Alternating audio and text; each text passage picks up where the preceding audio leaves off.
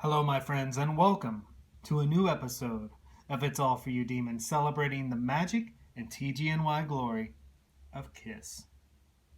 Nothing says TGNY glory quite like a Saturday morning cartoon. And nothing says Saturday morning cartoon glory quite like these guys. The teenage crime-solving unit known as Scooby-Doo. Now, this group of teenagers hooked up with Kiss in 2015 for the movie Rock and Roll Mystery. However, we believe on November 18th, 1978, these guys encountered this guy. We have the proof.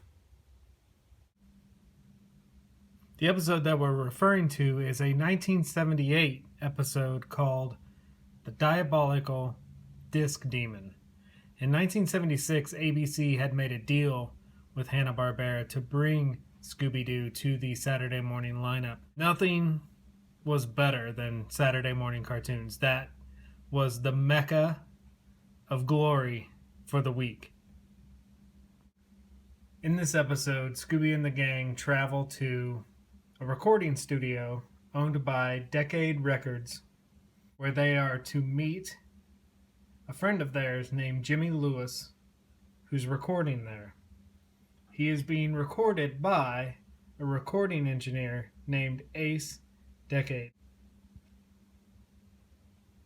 Now, where on earth did they come up with that name? At the recording studio, the gang find out that something scary and mysterious is happening, that the Decade Records recording studio is actually being haunted by a phantom. I wonder where they got that name.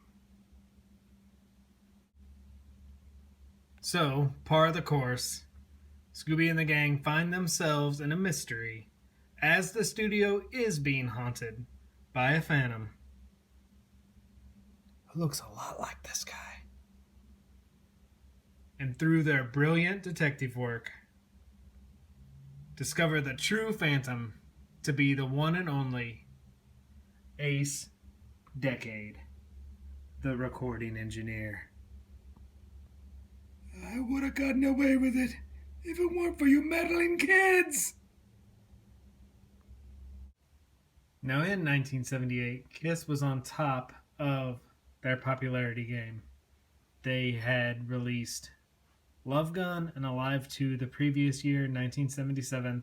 In 78, they started the year off releasing double platinum. They released the 4 solo records, a first by any band, and they also released their first feature-length movie. In 1978, if anyone in media wanted to get the attention of kids, an easy way to do it would be to include Kiss. And this is where we begin to see the clone episodes like this Scooby-Doo. There was a Chips episode. It was all about satanic rock. There was a Wonder Woman episode starring a very young Ricky Springfield. His band wore whiteface, and it was all about backwards messages and had a very evil rock and roll feeling to it. There's a horror movie called Terror on Tour about a group made up of clowns, and prostitutes are being murdered and they're being blamed for the murders. A lot of copycat type movies and TV shows began to appear in the late 70s, and it was all because of the popularity. You never saw Kiss appear on The Love Boat or Hollywood Squares. If Kiss did something, they owned it. And I think the fact that some of these shows, like the Chips episode and like this Scooby-Doo, teetered that line of being criminal and truly borrowing from the characters of Kiss and seeing how far they could bend the rules actually made it cooler for me and actually made me appreciate it more. It is so cool to imagine a kid in 1978 watching Saturday morning cartoons, seeing this Scooby-Doo episode, having his or her mind just be blowing like, holy crap, Kiss is on Scooby-Doo today. I'm sure it was the talk of the neighborhood that day, the talk of the playground the next week, and if you missed it, you missed out. This episode was released November 18th, 1978, just a few weeks after the premiere of Kiss Meets the Phantom of the Park, so Kiss had to be on the tip of the tongue of every kid in the world at this point. They were on top of their game, and it's just cool that stuff like this exists.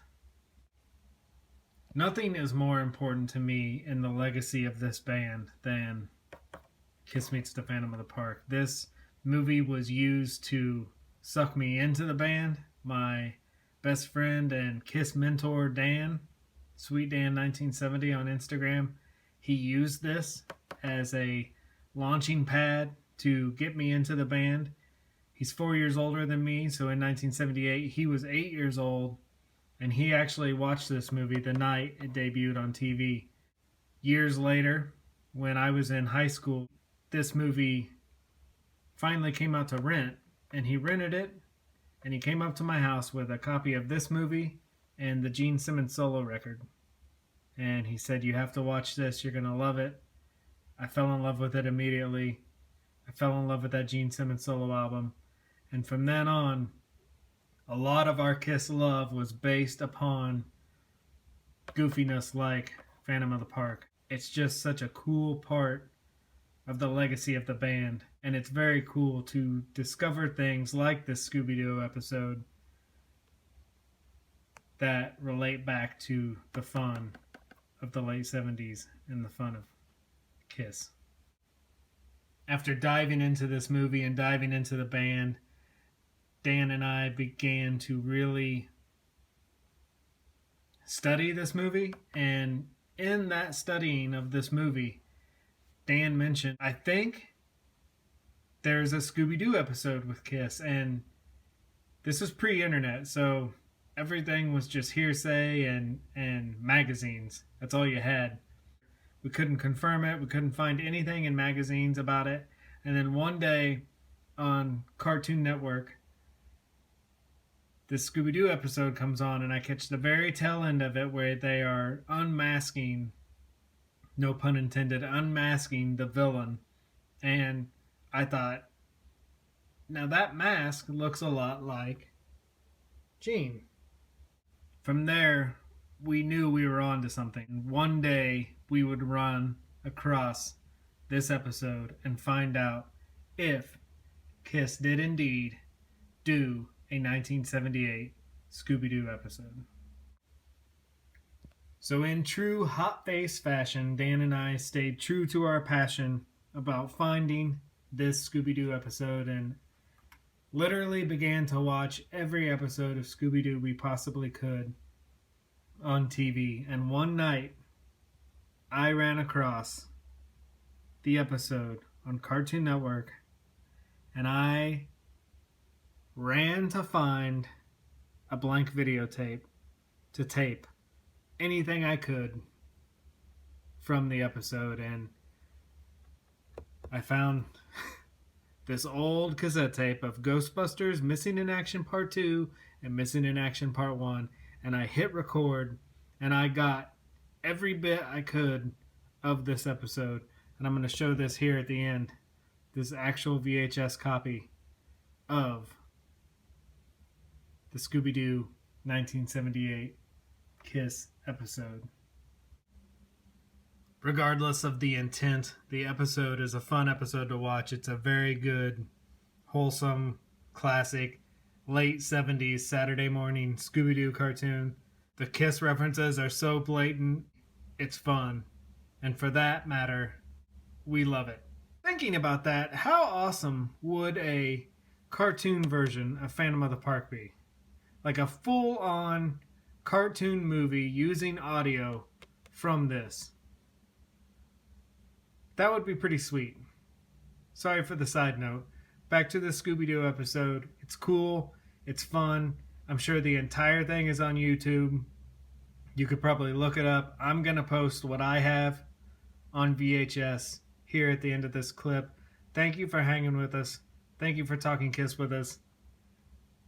Look forward to talking to you again. Take care. Be safe. He just left the tape running. I'll turn it on. Something tells me this is the Phantom. Run, Scooby! Down! Down! That's Bigfoot Scoob.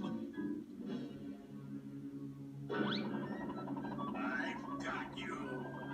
And not if we can help it. Forward! Run, Scooby! Faster, Scooby! I'll get you yet. You'll never get away from me.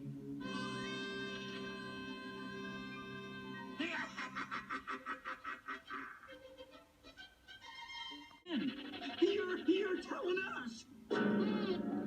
We just met him. Face the horrible face. We barely escaped with our lives. Thanks. It wasn't me. Hey, here's the sheet music. What do you mean it wasn't you? Well, So, we meet again. It's the Phantom! Give me the music. Music? Here, hold this a minute, will you, Scoob? I don't have any music. Then I'll get it from the mutt. what? Are you gonna take that from him, Scoob? Yeah.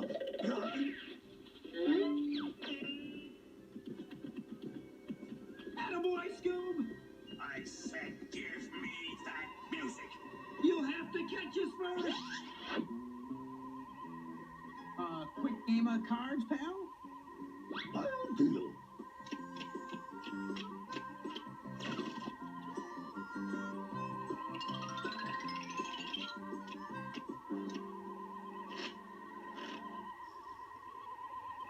Up the cards. My pleasure. Oops. Let's both cut, Scooby. The cutout, that is.